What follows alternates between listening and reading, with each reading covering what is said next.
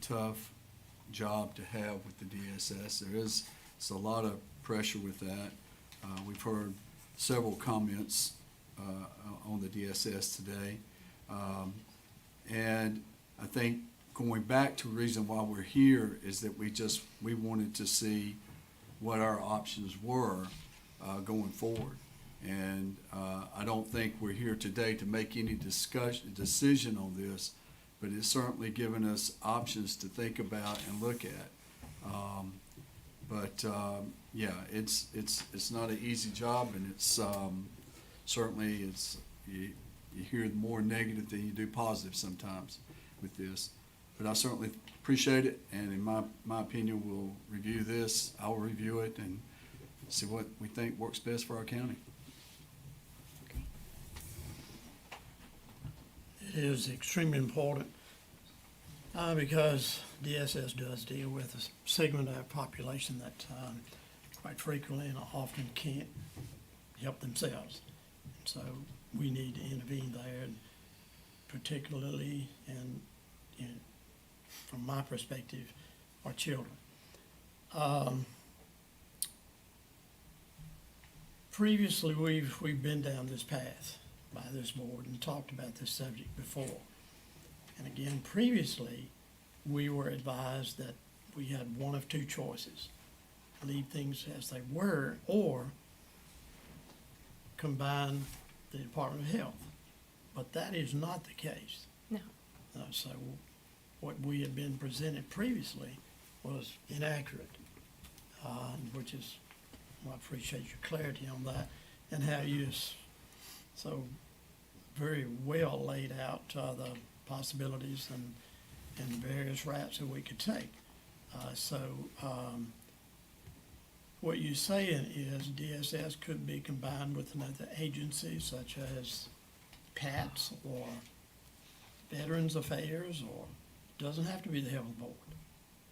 That's right. For- That's right. for Yeah. that. I mean, there are some counties that have included Veteran Services, for example, in their consolidated agency. So as long as you have two or more human services functions combined, that's sufficient to create the consolidated agency. So it doesn't have to necessarily include public health as we see in Cabarrus. So with a combination there,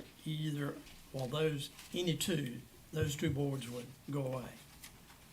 Yes. If- Yes. okay, The, and then- the governing boards for those agencies would be, or the and then functions would be abolished. Commissioners would become the governing board.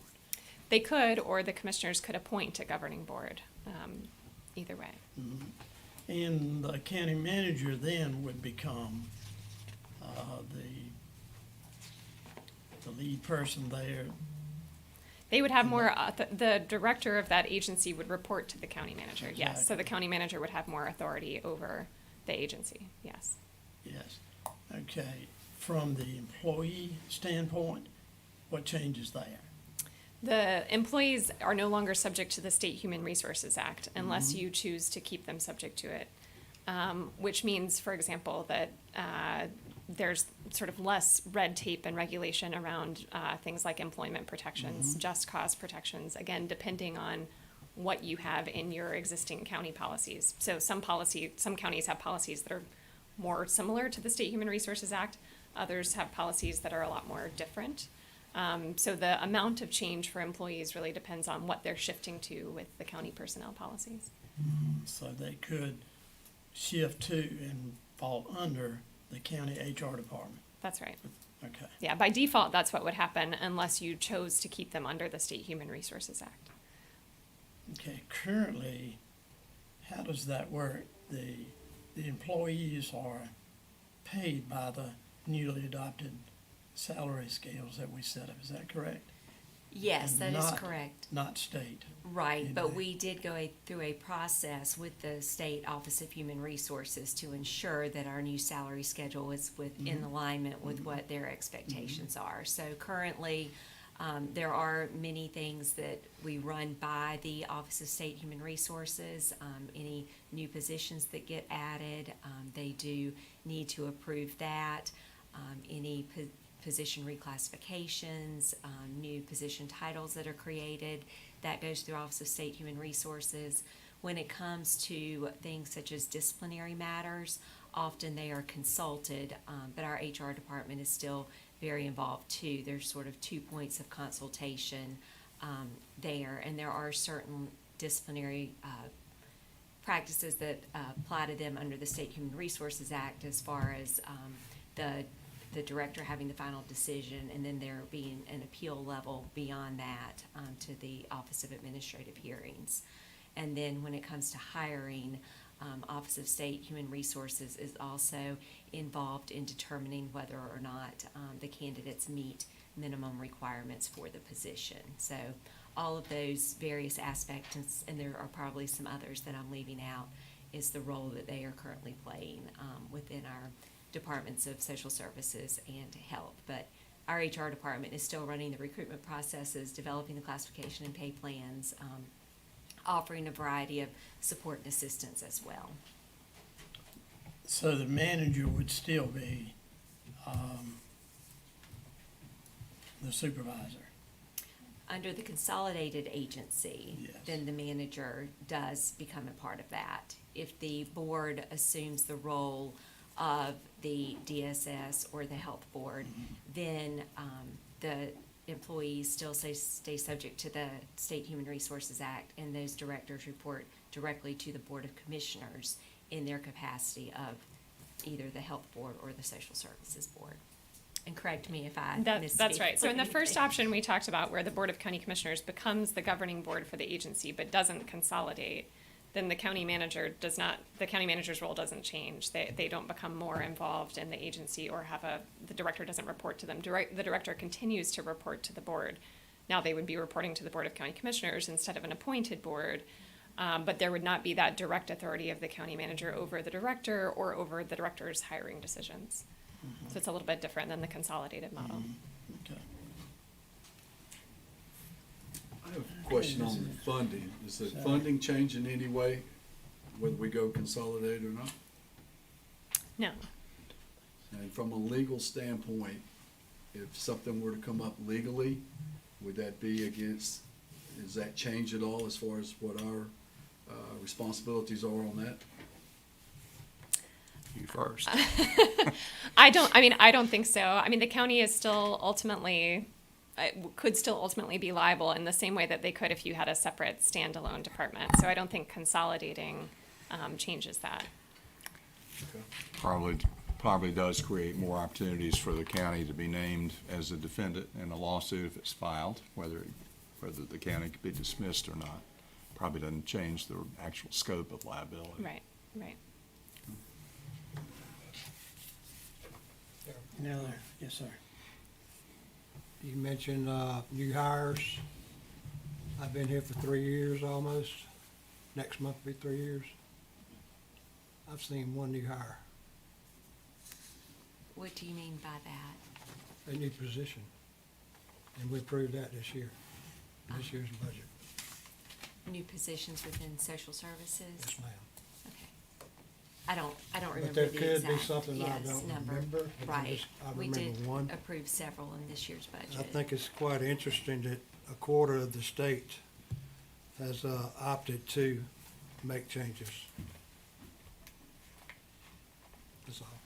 Mr. Chair, Yes, sir. timeline, you mentioned, what you've seen in the past, from the minute someone decides they want to start this, how long does it take for the process to, I know you mentioned 30 days of a notice, but is that about it? 30 days and then, I think it's entirely dependent on the county. I mean, some counties move much quicker with this and go really quick and sort of get the administrative pieces there first and have the public hearing, inform the agency, and then figure out how it's going to be implemented on the ground. Others have a longer process of figuring out how are we going to implement the integration and the consolidation before we actually consolidate. So it very much depends on the county. I think Lee County is one of the most recent to consolidate. I want to say they started talking about it in maybe January or February, and then I think it was August before they ultimately,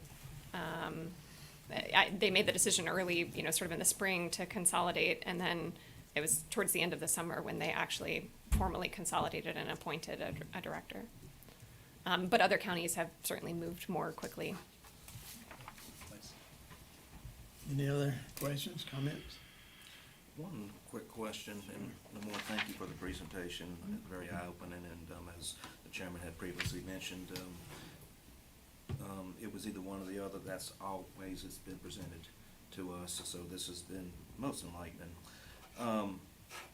Regarding the composition of a CHS board, considering if it does not include the Board of Health, if it was DSS, PATS, Veterans Affairs, whomever, on your slide on page 15, stated that 8 persons who are professional with the qualifications of those categories, one psychologist, pharmacy, engineer, dentist, optometrist, veterinarian. If we're not combining the health department, does that still even apply? Because that's a health. It does still apply, That yeah. does still So- apply. So I think that's part of what has made it an either or for some counties, is some counties say, well, we don't want the 2 appointed boards that have the same members. You know, the Board of Health has to have some of the same members that the Consolidated Human Services Board does. And for some counties, that's challenging if you have a limited number of people who can serve in those roles. But obviously, the appointed board is not the only option. The Board of County Commissioners can serve as the governing board directly, in which case you would not have to have that, that appointed board with those members serving on it. Okay, thank you. Yeah, when But I good question. saw that, looking at the health board, I could see those boxes being checked. Yeah, a right- lot of them. right down the- That's right right, down the list. that's right. If no other questions, we thank you for being here. You are the writer of the book. so Yes. We appreciate you being here, and you can assume anything you want to about this title. Okay. I'm glad to be with you. Thank you. Thank Thank you you all. very much. Thank you very much. It's, that was all for, information purposes, and we'll discuss, next steps later and move along. Next on the agenda is the chairman's report. Just got a couple of things, 2 or 3 things that has happened since our last meeting that I'll pass along to the public. We did have a request and a meeting with Prospect for the mega park. And we honored that request by being on site with Prospect. And the property owners were asked to attend, and they did not attend, but we did have a good discussion there. Last week, we had, the manager and I had an EQV Zoom regarding legislative updates, which weren't anything new, as we moved along with the newly adopted budget and how it might impact Person County, but we did have that one.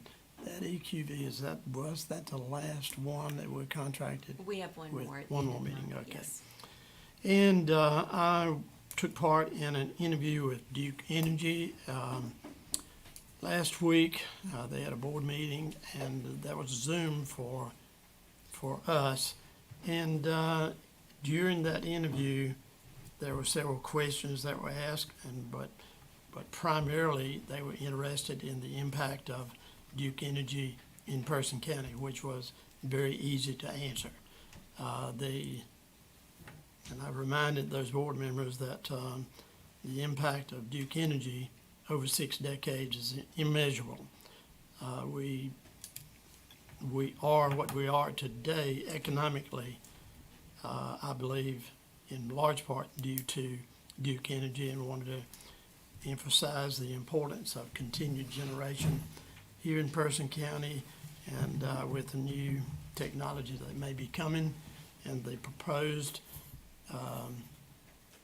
gas combined plants here in Person County, encourage them to continue along those lines.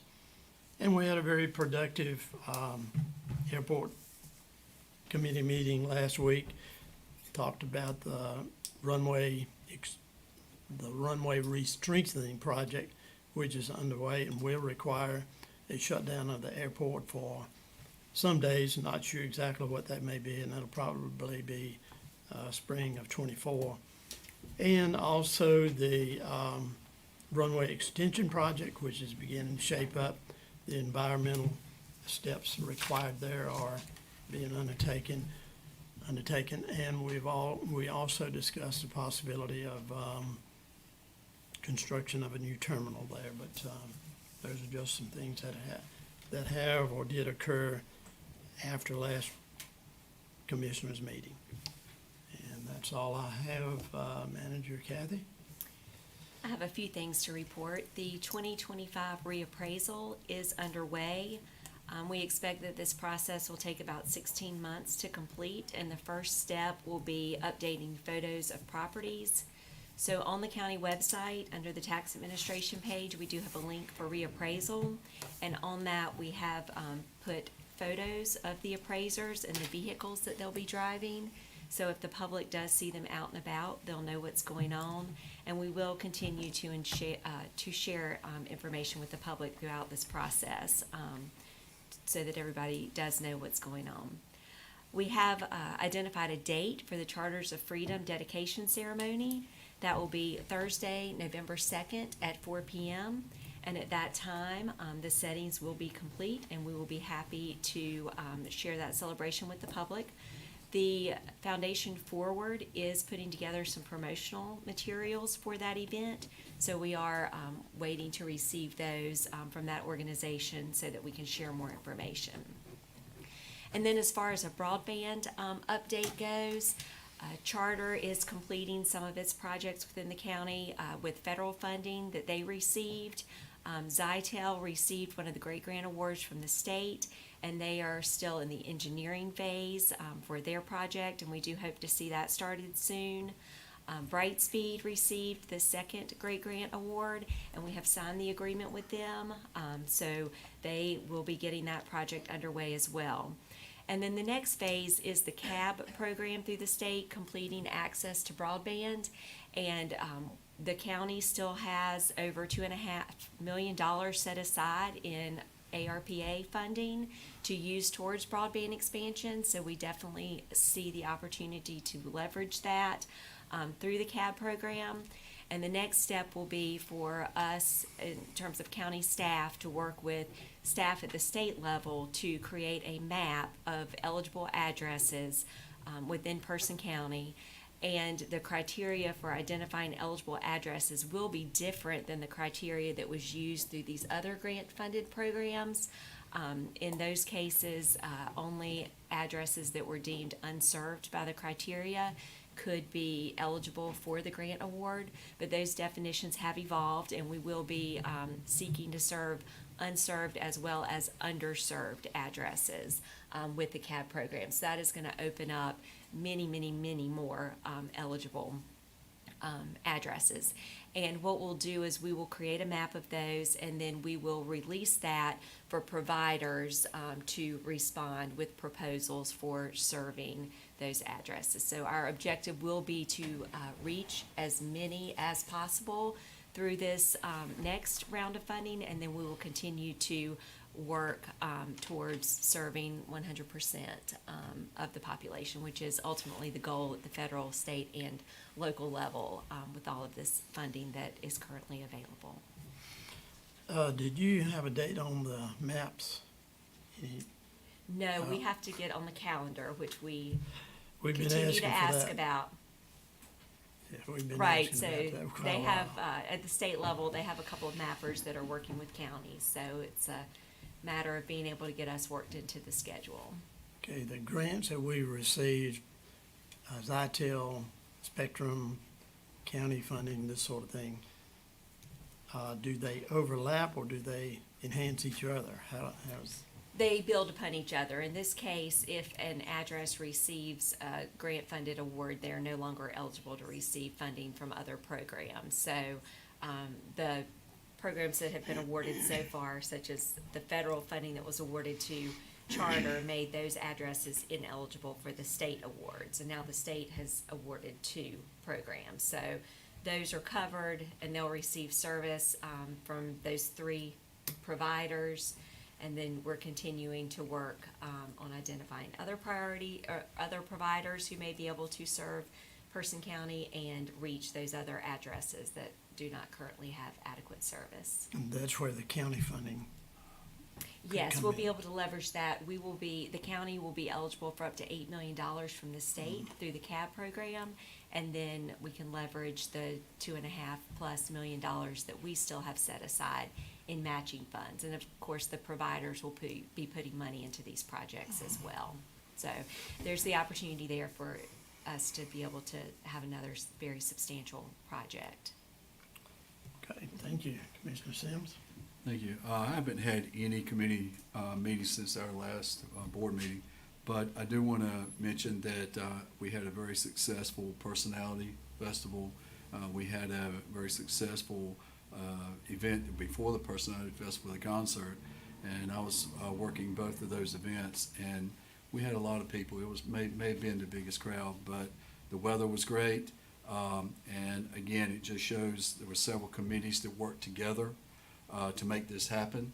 And there's several people here that I saw at the Personality Festival. And so anyway, let's support our uptown. And again, economic development's part of that. So that's all I got. I wanna Commissioner commend, go ahead, sir. You up? Yeah, okay. I want to commend you. I was watching you on the cameras. And you helped pick up the trash bags. Yeah. And there was a policeman standing right in the middle of the street. And this guy was dragging the bag, and the policeman just acted like he didn't do something. Help the guy. And here comes Derek to the rescue.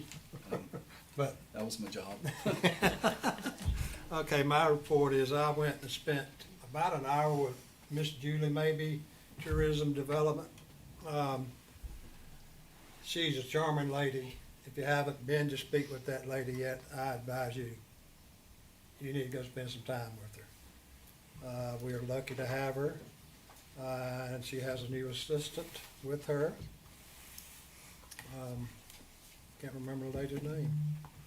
And I want to also add that Chandler Concrete donated the concrete for the pad of these Charters of Freedom memorials. That's all I have. Commissioner Perrier? No report. Commissioner Thomas? No report. All right, so at this time, we'll need a motion to go into closed session So moved.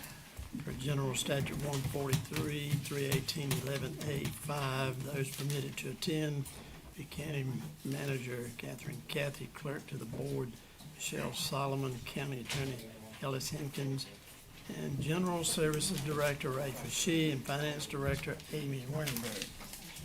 Have a motion on the floor, discussion. Hearing none, all in favor say aye. Aye. Aye. Opposed, none, motion carried.